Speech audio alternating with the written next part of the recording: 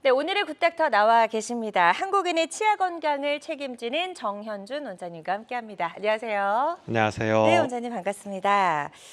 50대 남성분이십니다. 자영업하고 있다라고 전화를 주셨고 사업 실패 후 스트레스로 치아를 상실했다라고 설명해 주셨어요. 지금은 치아가 거의 남아있지 않은 상태라고 하셨는데 50대면 그래도 되게 젊으신데 지금 여러 가지 스트레스 때문에 치아를 다 상실하셨다고 하니까 왕성하게 좀 사회활동도 하셔야 되는 그런 나이시잖아요. 빨리 좀 네. 치료가 이루어져야 될 것 같은데. 그렇죠. 실은 스트레스가 구강 건강에 주는 이 안 좋은 영향이 정말 엄청난 것 같아요. 50대 환자분들 중에 대부분의 치아를 이런 평균 치아 잔존 개수에 맞지 않게 치아가 네. 너무 없다. 이런 어, 경우에 여쭤보면 스트레스 한두 가지씩은 정말 있으시더라고요. 그렇군요. 근데 네. 이제 이 환자분 보면 치아가 거의 남아있지 않지만 어쨌든 치아가 몇 개라도 남아있다면 그 치아가 흔들리는지 또는 썩거나 금이 갔는지 염증은 있는지를 정밀하게 체크해야 됩니다. 그래서 치아가 거의 남아있지 않지만 남아있는 치아가 정확한 자신의 위치에서 올바르게 기능을 하고 있다면 완전 무치아 의 환자의 대상처럼 치료하는 것이 아니라 그 네. 치아를 끝까지 보존하면서 그 어, 치아를 기준으로 해서 빈 곳에만 음, 임플란트를 이제 배열하면 되는 거죠. 네. 그런데 이게 타이밍이 늦어버리게 되면 해당 치아를 또 흔들려서 발치해야 될 수도 있잖아요. 그래서 이런 경우에는 빠르게 주변에 치과 전문의를 찾아가셔서 의논한 다음에 살릴 수 있는 치아를 보존하는 방식으로 하고 구강 내 회복은 임플란트를 추가로 심을 때 그 임플란트가 보조하는 방식으로 해서 치료를 마무리하시는 것을 추천드립니다. 네, 좋습니다. 지금 아주 자세하게 상담을 잘 해주셨거든요. 이 부분 참고하셔서 치료 받으시는데 도움이 되셨으면 좋겠습니다. 다음 사연 하나 더 살펴보도록 하겠습니다. 이번에 80대 여성분이시고 틀니가 헐겁고 잇몸이 아파서 음식을 씹기가 힘듭니다라고 증상을 설명해 주셨어요.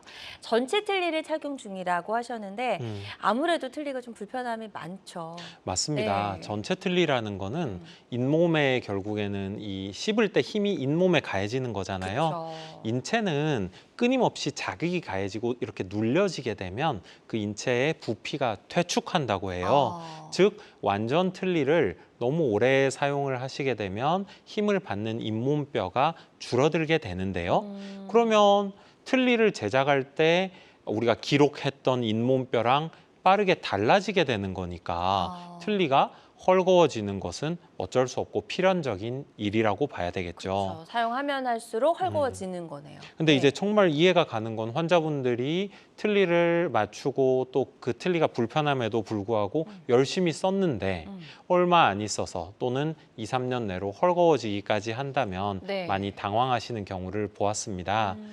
결국에는 이 틀니 헐거움 증상 자체가 잇몸뼈가 퇴축이 돼서 발생한 것이기 때문에 잇몸뼈의 양이 얼마 남지 않았을 수도 있거든요.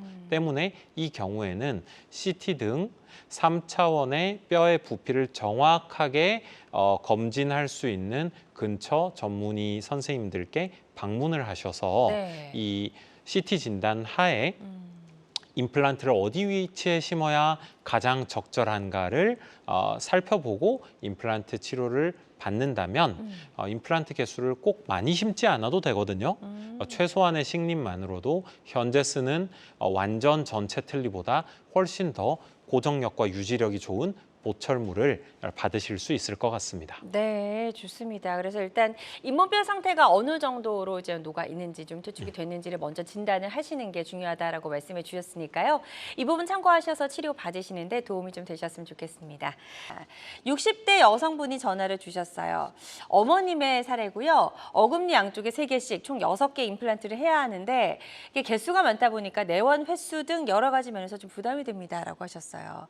일단 병원에 얼마나 자주 많이 가야 되는지도 좀 고민이 되시는 것 같고, 그렇죠. 네, 어떻게 하면 좋을까요? 아무래도 어금니가 없다는 건 그래도 이제 앞니가 있는 상황이잖아요. 그렇죠? 근데 아셔야 될 건 어금니가 상실되면 실은 앞니는 지속적인 힘을 계속 받을 수는 없는 구조예요. 그래서 어금니 상실된 상태에서 너무 오랜 시간이 지나면 앞니가 앞으로 뻗어진다든지 또 앞니 사이에 공간이 생긴다든지 하는 현상을 겪으시는 분들도 많거든요. 네. 때문에 어금니 상실했고 앞니는 아직 가지런할 때 빨리 병원에 가서 진단을 받는 것이 좋습니다. 네. 최근에는 6개 정도의 임플란트라면 환자가 조절되는 고혈압, 조절되는 당뇨 등의 전신 질환이 있는 상태에서도 한 번에 그러니까 당일에 진단 및 시술을 하는 경우도 많습니다. 이런 이유 때문에 가까운 병원에서 원장님과 함께 진단을 받아보시고 그 다음에 조금 더 시간을 단축시켜서 시술을 받는 것도 가능하니까요. 그거 기억하시고 최대한 빨리 진단을 받아보시는 것이 좋겠습니다. 네, 지금 이제 부담이 돼서 차일피일 또 병원 가시는 걸 미루시다 보면 오히려 또 치아 건강에 더 좋지 않을 수 있으니까요. 서둘러서 병원에 가셔서 한번 잘 상담을 받아보셨으면 좋겠습니다. 또 다음 사연 또 만나보도록 하겠습니다.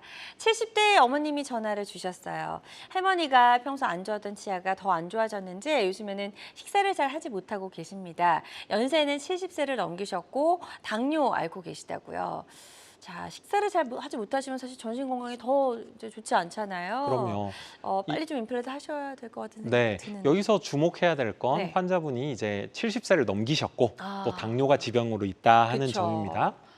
근데 이제 당뇨가 좀 심하신 조절되지 않는 당뇨의 경우에는 그 당뇨로 인한 합병증을 막기 위해서 피를 좀 묽게 하는 맞아요. 혈전용해제 등을 드시는 경우도 있다고 해요. 네. 그래서 당뇨만 있으신데 당뇨약을 잘 드시고 계시고 당화혈색소나 또는 식전혈당 등으로 알 수 있는 그 당뇨에 관한 수치가 잘 조절된다면 임플란트를 식립하는 데는 큰 문제가 없는 경우가 많습니다. 네. 하지만 만일에 조절되지 않는 당뇨 또는 혈전용해제를 드시는 경우 이런 경우가 있을 수 있기 때문에 네. 내과 원장님과 또 가까운 치과 전문의 원장님의 협진하에 치료를 받으시면 통상적으로는 임플란트 식립하는 데는 큰 문제가 없는 경우도 많다고 합니다. 네. 그래서 요거 기억하시고요.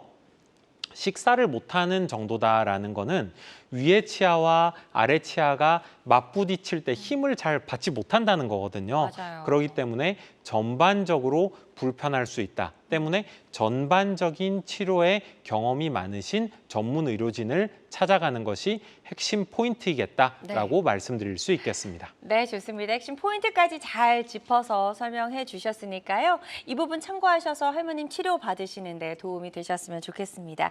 자, 오늘 다양한 임플란트 치료법 살펴봤습니다. 모든 치료법에는 부작용이 따를 수 있고 개인마다 치료 효과가 다르다는 점, 또 전문의와 상담을 통해서 적절한 치료를 받는 것이 가장 좋은 선택이라는 점 꼭 기억해 주시길 바랍니다. 지금까지 정현준 원장님과 함께했습니다. 원장님 오늘 말씀 고맙습니다. 감사합니다.